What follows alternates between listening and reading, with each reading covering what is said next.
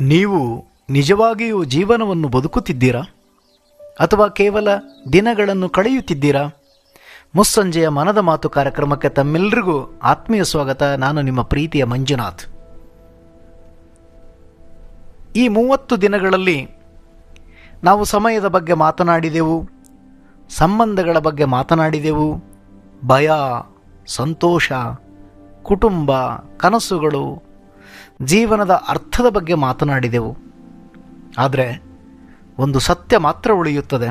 ಜೀವನ ಒಮ್ಮೆ ಮಾತ್ರ ಸಿಗುತ್ತದೆ ಮತ್ತು ಬಹಳ ಜನ ನಂತರ ಬದುಕುತ್ತೇನೆ, ಒಂದು ದಿನ ಖುಷಿಯಾಗುತ್ತೇನೆ, ಸರಿಯಾದ ಸಮಯ ಬಂದಾಗ ಶುರು ಮಾಡುತ್ತೇನೆ ಅಂತ ಹೇಳುತ್ತಾ ಇಂದಿನ ಜೀವನವನ್ನೇ ಕಳೆದುಕೊಳ್ಳುತ್ತಾರೆ.